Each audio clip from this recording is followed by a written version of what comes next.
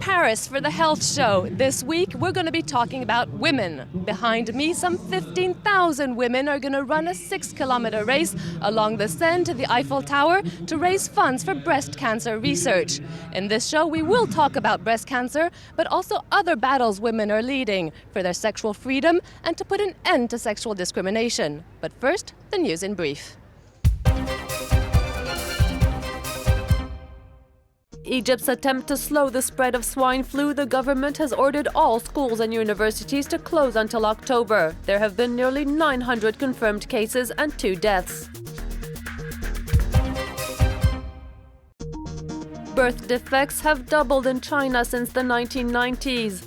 4 to 6% of newborns have abnormalities. The problem is blamed on the lack of medical information and also on pollution. These women are athletes, but also very united. They're taking along with them a handicapped woman to participate in the race.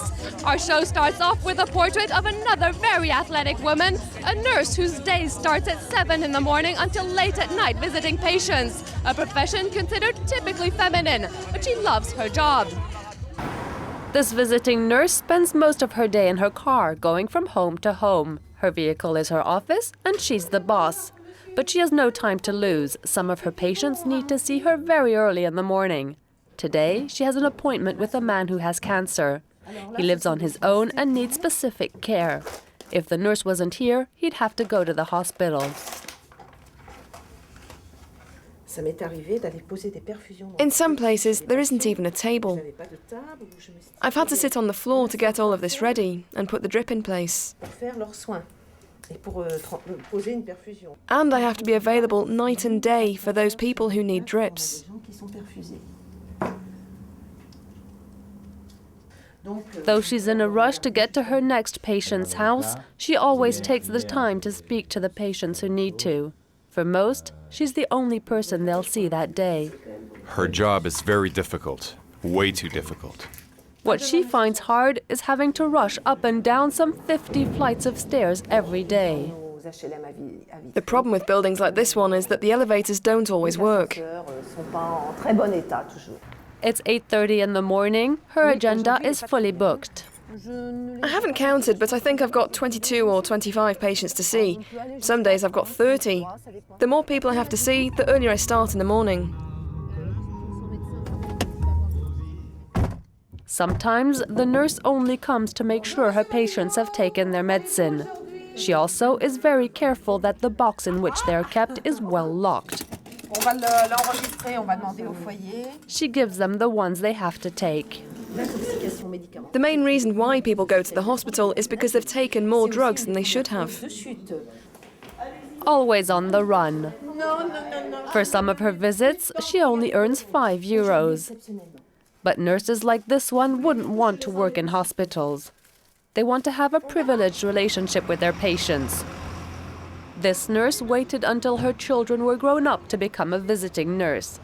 That way, she's always available for her patients.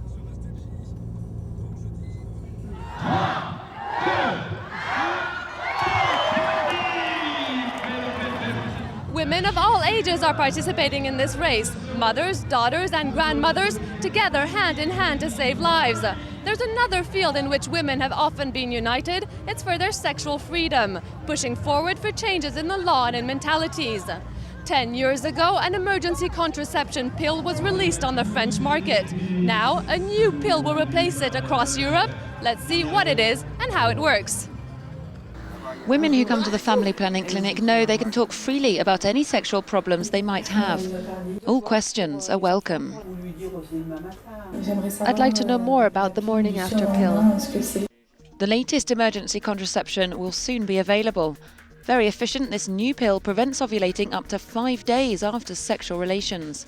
It blocks the sperm from reaching the ovule. If the sperm and egg cell have already met, the pill can stop it from fixing itself to the uterus. In France, school nurses were able to give out the previous contraception, but to get this one, women will have to see their doctor for a prescription. And the pill is not reimbursed by the state. Nurses are worried about the consequences of these changes. A student who comes to the infirmary and tells us that she had a problem with her contraception, or for whom we believe it is necessary to take an emergency pill, we could give her the previous pill without having to tell her parents. Now we'll have to tell the student to see a doctor, and some won't want to. Contraception methods might be more efficient, but in France there are still a large number of abortions. There's a paradox in France. We're the country in the world with the biggest majority of women who have contraception. Only 3% of the women who don't want to be pregnant but have an active sexual life don't take contraception. But we're also one of the world's most developed countries with the highest rate of abortions. According to doctors, women shouldn't wait to take the morning after pill. They should see their general practitioner as soon as possible if they think they might have taken a risk.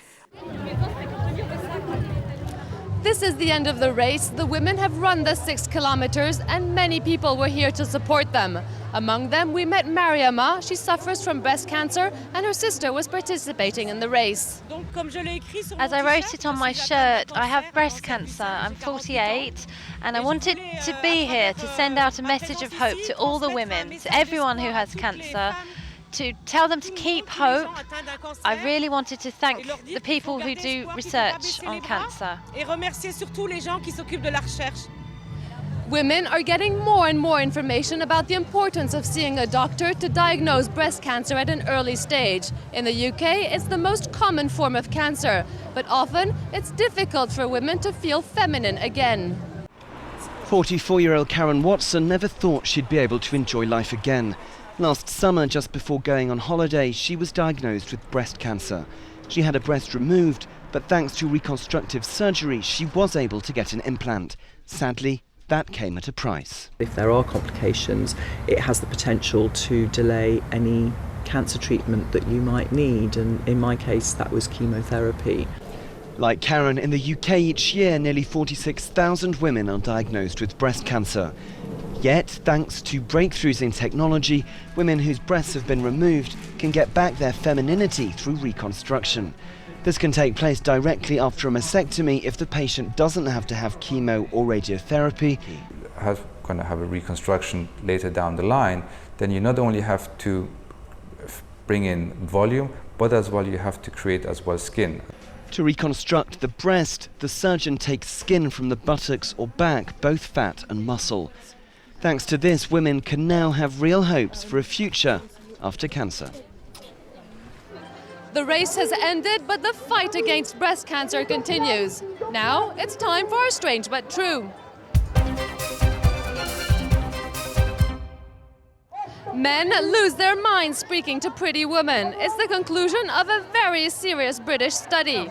Tests designed to measure brain function showed that men who spend even a few minutes in the company of an attractive woman perform less well. They use up their resources trying to impress beautiful women and have little left for other tasks, says the research. It's not the same for women, though. They tend to look for other attributes like wealth, youth, and kindness. See you next week in the Health Programme.